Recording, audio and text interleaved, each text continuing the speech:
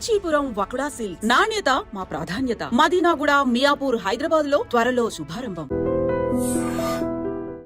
నమస్తే, welcome to I dream inside politics with కవిత.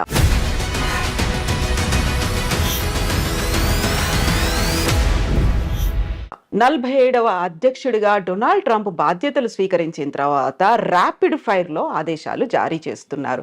జన్మతః వచ్చే పౌరసత్వాన్ని రద్దు చేశారు. విదేశాలకు చేసే సహాయాన్ని 90 రోజుల పాటు నిలుపు చేశారు. దీంతో పాటుగా H1 వీసాల మీద చర్చలు, వాదనలు కొనసాగుతున్నాయని చెప్పారు. అండ్ ఆంక్షలు కూడా కొనసాగుతున్నాయి. భారతదేశం మీద ద్వైపాక్షిక సంబంధాలు ఎలా ఉండబోతున్నాయి? ఈ ఎగ్జిక్యూటివ్ ఆర్డర్స్ భవిష్యత్తులోనూ ఇలాంటి సంచలనాలనే కలిగించబోతున్నాయా? మనతో పాటుగా ఉన్నారు డాక్టర్ జయప్రకాష్ నారాయణ గారు. సార్ నమస్తే. నమస్తే కవిత. సార్, గతంలో మనం మాట్లాడుకున్నాం డొనాల్డ్ ట్రంప్ అధ్యక్షుడిగా రాబోతున్నాడు అని. వచ్చేసారు, రాగానే ర్యాపిడ్ ఫైర్ లో ఆదేశాలు అనేవి, ఈ ఎగ్జిక్యూటివ్ ఆర్డర్స్ అనేవి అసలు పెద్దన్నగా మనం భావిస్తుంటాము అమెరికా అని. ఎలా అనిపిస్తున్నాయి సార్ విదేశాల మీద? మనం రెండు విషయాలు ట్రంప్ను గురించి గట్టిగా ఆలోచించాలి. ఒకటి, గత 2-3 రోజులుగా ఆయన పని చూస్తున్నట్టయితే చెప్పిన మాట చాలా మేరకు చేస్తాడు. ఎందుకంటే ఇంకోసారి మళ్ళీ అవకాశం లేదు ఆయనకి. వృద్ధాప్యంలో ఉన్నాడు. తన బ్రాండ్, తన మార్క్ ఉండాలని చెప్పని ఏం చేయబోతున్నాడో ముందే చెప్పాడు. ఎన్నికల్లో ఆయన ఏమీ రహస్యం ఏం లేదు, మంచిగానే చెడు కానీ. ఉదాహరణకి క్యాపిటల్ మీద, అమెరికన్ పార్లమెంట్ మీద దాడి చేసిన వాళ్ళు నిజంగా దేశద్రోహం కొడుకున్నట్లక హింసకు పాల్పడ్డారు. కొంతమంది మరణాల కాలకులైనారు. వాళ్ళందరినీ క్షమాపక్ష ప్రసాదిస్తున్నాడు, ఇచ్చాడు. మంచిగానే చెడుగానే ఆయన చెప్పింది సీరియస్గా తీసుకుంటున్నాడు, స్ట్రాంగ్గా చెప్తాడు కూడా. రెండోది, ఇనాగరల్ స్పీచ్లో ఆయన ఒక మనిషిని ఉదహరించాడు. ఆయన విలియం మెకిన్లీ అని, అమెరికా రాష్ట్రపతిగా 1897 నుంచి 2001 దాకా ఉన్నాడు ఆయన. 2001లో సెప్టెంబర్లో ఆయన చంపేశారు. ఈ హత్యకు గురైన రాష్ట్రపతుల్లో ఆయన ఒకడు. ఆయన తర్వాత థియోడోర్ రూజ్వెల్ట్ వచ్చాడు. మెకిన్లీ ఆయన్ని ప్రస్తావించాడు. మెకిన్లీ రెండుకి ప్రధానంగా పేరున్నవాడు. ఒకటి, టారిఫ్లు, ఇతర దేశాల నుంచి దిగుమతుల్ని తగ్గించడం, దాని మీద ఈ టారిఫ్లు పెట్టడం. రెండు, దేశ విస్తరణ కాంక్ష. అమెరికా చివరిసారిగా విస్తరణ చేసింది మెకిన్లీ సమయంలో. స్పానిష్ వార్ అని చెప్పని 1898లో ఆ వార్లో గెలిచిన తర్వాత ఈవేళ ప్యూర్టోరికో ఆ రకంగా స్పెయిన్ నుంచి వచ్చింది. ఈవేళ క్యూబాని విడుదల చేశారు. అమెరికానే దానికి మోక్షం కలిగించి స్వతంత్ర దేశంగా చేసింది.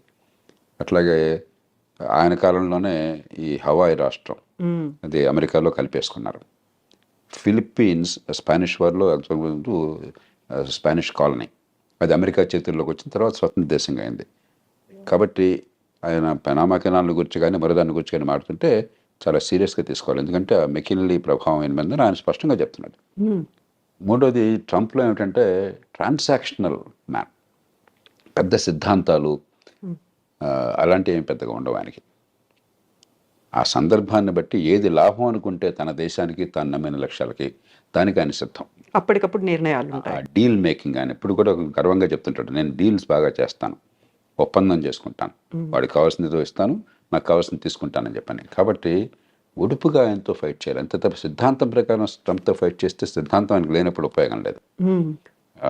అంచేత ఈ 4 ఏళ్ల కాలం ప్రపంచం అంతా కూడా ఆ ప్రభుత్వం, అక్కడ ప్రజల మనస్తత్వాన్ని గుర్తించి, ముఖ్యంగా భారతదేశం లాంటి దేశం చాలా లాఘవంగా మన ప్రజలను కాపాడుకుంటూనే మరి అవతల వాళ్ళ ఎక్కడ గట్టిగా ఉన్నారో గమనించి మన అవసరం మేరకు ఇచ్చిపుచ్చుకునే ధోరణి ఉండాలి. సో ఇప్పుడు జన్మతః వచ్చే పౌరసత్వాన్ని రద్దు చేశాము అన్న తర్వాత అక్కడున్న వాళ్ళకి లాభమా, మనకి నష్టం జరుగుతోందా? ఎలా ఉంది సార్ పరిస్థితి అనేది? మొట్టమొదటిది, ఇది రాజ్యాంగ రీత్యా సాధ్యం కాదు. అమెరికన్ రాజ్యాంగంలోనే అమెరికా గడ్డ మీద పుట్టిన వాళ్ళకి పుట్టుకతో పౌరసత్వం వస్తుందని చెప్పి రాసుకున్నారు. పుట్టుకతో పౌరసత్వం వస్తే అతను తీసేయడానికి లేదు ఆ పౌరసత్వాన్ని. రెండోది, పుట్టుకతో పౌరసత్వం ఉన్న వాళ్ళకి కొన్ని పదవులకు అర్హులు. ఉదాహరణకు అమెరికన్ రాష్ట్రపతి, ఉపరాష్ట్రపతి లాంటి వాళ్ళు పుట్టుకతో పౌరసత్వం ఉన్న వాళ్ళు మాత్రమే అర్హులు. మిగతా పౌరులు, ఇతర దేశాల నుంచి పోయిన వాళ్ళు పౌరులుగా ఉంటే అర్హులు కాదు. అలా పెట్టుకున్నారు వాళ్ళు. కాబట్టి అది సాధ్యం కాదు. కానీ ఆయన ఎందుకు చేశాడంటే ఆయన 2 కారణాలుగా, ఒక బలమైన సంకేతాన్ని ఇవ్వాలి, అక్రమ వలసదారులకి వ్యతిరేకము, నేను క్షమించను అని చెప్పడానికి. రెండోది, ఇది ఖచ్చితంగా సుప్రీంకోర్టు దాకా పోతుంది. అమెరికాలో తుమ్మిన దగ్గర సుప్రీంకోర్టు దాకా వెళుతుంది. ఎందుకంటే అది లిటిగేటివ్ సొసైటీ. ప్రతిదానికి ఒక కోర్టుల వివాదాలు, దావాలు, ఆ దేశ సాంప్రదాయంలో భాగం అది, ఆ దేశం జన్యువుల్లో భాగం అది. సుప్రీంకోర్టుకి వెళుతుంది. 100కి 99 పాళ్ళు సక్రమంగా ఆ దేశంలోకి చట్టబద్ధంగా ప్రవేశించిన వాళ్ళు సంతానం కనుక అయినట్టయితే దాని పౌరసత్వాన్ని సుప్రీంకోర్టు కాదనలేదు. కానీ అక్రమంగా ప్రవేశించిన వాళ్ళైతే అన్డాక్యుమెంటెడ్ ఇమిగ్రెంట్స్ అంటాం, వాళ్ళకి ఇప్పుడు వాళ్ళ పిల్లలకి పుట్టుకతో పౌరసత్వం ఇవ్వవద్దన్న విషయంలో బహుశా సుప్రీంకోర్టు మరి ఇంకొక స్టాండ్ తీసుకోవచ్చు. కాబట్టి భారతీయ సంతతి వాళ్ళకి నేను అనుకోవటం, మన వాళ్ళు 195 మంది భారతదేశం నుంచి వెళ్ళిన వాళ్ళు అమెరికాకి నైపుణ్యము విద్య ఉన్నవాళ్ళు, డాక్యుమెంటెడ్ ఇమిగ్రెంట్స్ అంటే ఈ వీసాలు వగేరా పొంది చట్టబద్ధంగా వెళ్ళిన వాళ్ళు. కాబట్టి వాళ్ళకి ఇబ్బంది ఉండకపోవచ్చు. కానీ అన్డాక్యుమెంటెడ్ ఇమిగ్రెంట్స్ పిల్లలకు మాత్రం ఆ పౌరసత్వం ఉంటుందా లేదని సుప్రీంకోర్టు చేతిలో ఆధారపడి ఉంటుంది. ఇక రాజ్యాంగాన్ని మార్చడం అమెరికాలో దాదాపు అసాధ్యం. అలా కాకుండా అమెరికాలో పుట్టుకతో పౌరసత్వం రాకుండా చేయాలి అని చెప్పని కనుక అన్నట్టయితే అమెరికాలో పార్లమెంట్లో 2 సభలు, senate, American house of representatives, దానిలో 3/2 మెజారిటీ కావాలి. 4/3 రాష్ట్రాలు ఆమోదించాలి. అమెరికాలో ఇది తల్లకిందులుగా తపస్సు చేసినా కూడా సాధ్యం కాదు. కాబట్టి కొంతమేరకు అంటే అక్రమంగా ఆ దేశంలోకి ప్రవేశించిన వాళ్ళ సంతానానికి పౌరసత్వం లేకుండా సుప్రీంకోర్టు ఏమన్నా కనుక రాజ్యాంగాన్ని ఆ రకంగా వాళ్ళు విశ్లేషించినట్టయితే అది సాధ్యం కావచ్చు. భారతీయ సంతత్వానికి ఇబ్బంది ఉండదు. కానీ భారతీయులు ఖచ్చితంగా అక్రమంగా చొరబడేవాళ్ళు కొంతమంది ప్రయత్నం చేస్తున్నారు. అదివరకు నాకు తెలియదు. ఈ మధ్య కొన్ని అంకెలు చెప్తున్నారు, 7.5 లక్షల మంది దాకా ఉన్నారని. అది దాన్ని మనం ప్రోత్సహించకూడదు. అలాంటి వాళ్ళకి ఇబ్బంది కలిగితే దానికి మనం బాధ కూడా పడకూడదు. ఎందుకంటే మన దేశ బ్రాండ్ పోతుంది. ఇక్కడ చదువుకున్న వాళ్ళు, నైపుణ్యం ఉన్నవాళ్ళు పద్ధతి ప్రకారం వస్తున్నారు, ఆ దేశానికి మంచి చేస్తున్నారని చెప్పిన భావం ఒక బ్రాండ్ ఉన్నది. అలా కాకుండా మనం కూడా ఇతర దేశాలలాగా అక్రమంగా చొరబడుతున్నారు, దక్షిణంలో సరిహద్దు నుంచో లేకపోతే కెనడా నుంచో ఇల్లీగల్గా వెళుతున్నారు, ఇక్కడ సరిపడిపోతున్నారని చెప్పిన భావం ఉంటే మన దేశానికి నష్టం, కొంతమందికి లాభం కలగచ్చు.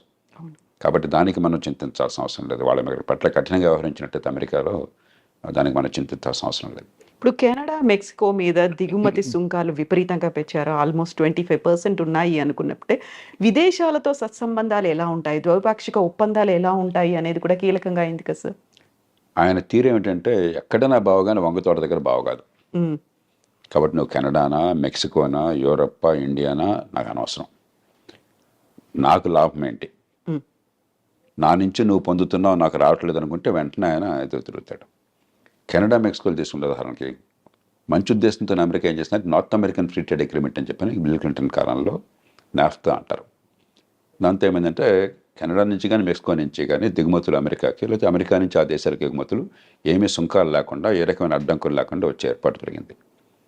దాంతో ఏమైంది, అమెరికాలో కొంచెం ఖర్చు ఎక్కువ, తలసరి ఆదాయం ఎక్కువ కాబట్టి, లేబర్ కాస్ట్ చాలా ఎక్కువ కాబట్టి ఆ కాస్ట్ ఆఫ్ ప్రొడక్షన్ తగ్గించడం కోసం అమెరికన్ వ్యాపారవేత్తలు చాలామంది కెనడాలో పెద్ద ఎత్తున పరిశ్రమలు పెట్టారు.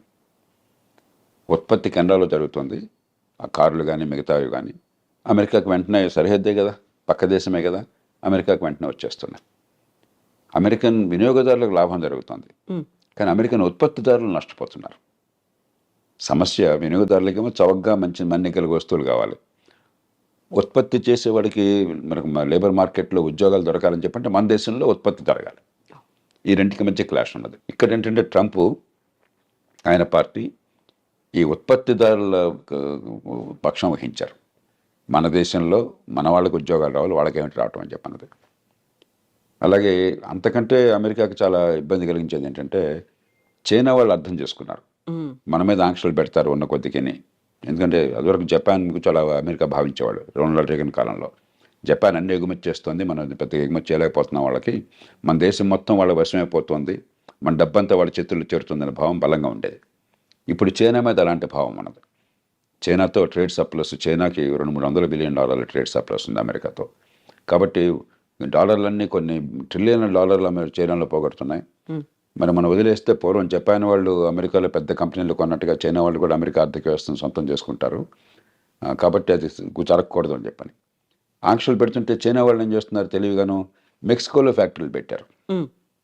మెక్సికో సంతోషంగా ఆహ్వానిస్తుంది, ఏ దేశాన్ని విదేశీ పెట్టుబడులను ఆహ్వానిస్తుంది. మనం కూడా ఎవరైనా పెట్టుబడులు పెడతామంటే మనం సంతోషంగా రమ్మని చెప్పంటాం మన దేశంలోకి. కాబట్టి చైనా వస్తువులు చైనా నుంచి రాకుండా మెక్సికో నుంచి వస్తున్నాయి. ఈ 2 కారణాలుగా ఆయన గట్టిగా విరుచుకుపడుతున్నాడు. మూడో దానికి కోపం ఏమిటంటే దానికి కొంత ఆధారాలు కూడా ఉన్నాయి. అమెరికా ఇవాళ ప్రపంచంలో మాదక ద్రవ్యాలు ఈ డ్రగ్స్కి ప్రపంచ క్యాపిటల్ అయిపోయింది. డిమాండ్ అక్కడ విపరీతంగా ఉన్నది. కొన్ని కోట్ల రూపాయలు ఖర్చు పెట్టడానికి సిద్ధంగా ఉన్నారు అక్కడ జనం కొనటం కోసం చెప్పని. మత్తుకి అలవాటు పడ్డ వాళ్ళు చాలామంది ఉన్నారు, బానిసలు అయిపోయినారు. అవన్నీ ఎక్కడి నుంచి వస్తున్నాయి? వాళ్ళకి సముద్రం నుంచి రావడం చాలా కష్టం, భూభాగం నుంచి మెక్సికో నుంచి వస్తున్నాయి. ఎప్పుడైతే దీనిలో కొన్ని కోట్ల డాలర్ల లాభం ఉన్నదో కార్టెల్స్, బలమైన సంఘటిత నేరస్తులు, గతంలో మాఫియాలు అనేవాళ్ళం. ఈ మాఫియాలు డ్రగ్ కార్టెల్స్ అంటాం. వాళ్ళు వందల బిలియన్ల డాలర్ల డబ్బులు చేసుకుంటున్నారు. అంత డబ్బులు ఉన్నాయి కాబట్టి విపరీతమైనటువంటి హింస, నేరాలు, మామూలు నేరాలు కాదు, ఎదురొస్తే వాడిని సఫా చేయటమే, అంత దారుణంగా ఉండదు. కాబట్టి వాళ్ళని అరికట్టాలని చెప్పన్నా కూడా దక్షిణ బార్డర్, ముఖ్యంగా మెక్సికో బార్డర్తో ఒకటి ఇమ్మిగ్రెంట్స్ రాకుండా ఆపాలి, రెండు ఇది డ్రగ్స్ రాకుండా ఆపాలి. అందుకనే ఆయన డ్రగ్ కార్టెల్స్ని టెర్రరిస్టులుగా ప్రకటించాడు. అప్పుడు అమెరికన్ చట్టం కింద చాలా అధికారాలు వస్తాయి రాష్ట్రపతికి. అవసరమైతే మెక్సికోలోకి తన సైన్యాన్ని పంపించి దాడులు చేసి వాళ్ళని చంపే హక్కు కూడా వస్తుంది అన్నమాట. అంచేత మెక్సికో విషయం ప్రత్యేకం. కానీ మొత్తం మీద ఖచ్చితంగా ఆయన చైనా మీద కానీ, చివరికి వీలుంటే అవసరమైతే మన మీద కానీ ఆయన అవసరమైతే టారిఫ్లు పెడతాడు. ఎందుకంటే మనతో ఉదాహరణకి పెద్ద చైనా లాగా కాకపోయినా మనకు కూడా 15-20 బిలియన్, 20-25 బిలియన్ డాలర్లు, 30 బిలియన్ డాలర్లు మనకి సర్ప్లస్ ఉన్నది. అమెరికా ఒక్కటే పెద్ద దేశం. భారతదేశం ట్రేడ్ సర్ప్లస్ ఉన్న దేశం అమెరికా ఒక్కటే పెద్ద దేశాల్లో. 35 బిలియన్ డాలర్లు. చైనాతో మనకి 90-100 బిలియన్ డాలర్ల లోటు ఉన్నది. అమెరికాతో 30-35 బిలియన్ డాలర్ల సర్ప్లస్ మిగులు ఉన్నది. ఆయనకి ఎక్కడ ఏ దేశానికి తన దేశంతో వాణిజ్యంలో మిగులున్నా సరే ఆయనకి వెంటనే అక్కసు, వాడు వస్తువులు మన దగ్గర అమ్ముకుంటున్నాడు, మనం అమ్మలేకపోతున్నాం అని చెప్పని. హ్యార్లీ డేవిడ్సన్ ఒక కంపెనీ ఉంది. ట్రంప్ 2-3 సార్లు దాని గురించి ప్రస్తావించారు. ఈ మోటార్ సైకిల్ నడుపుతారు. అవి ఏమిటో నాకు తెలియదు కానీ కొంచెం ఈ కుర్రాళ్ళు కొందరు మోసపోతారు, చాలా ఖరీదైనటువంటివి. మన వాళ్ళు ఖరీదైన వస్తువును మన దేశంలో లగ్జరీ ట్యాక్స్ చాలా ఎక్కువ పెడతాం. ఆయన 2-3 సార్లు ప్రస్తావించాడు, ఇండియా టారిఫ్ కింగ్, చూడండి హార్లీ డేవిడ్సన్ మోటార్ సైకిల్ మీద టారిఫ్ పెట్టారని చెప్పని. అలాంటి విషయాల్లో మనం కొంచెం సౌమ్యంగా, పెద్ద నష్టమే లేదు, ఆయనకి ఏదైతే గట్టిగా బుర్రలో ఉందో దాన్ని తగ్గించేసుకోవాలి.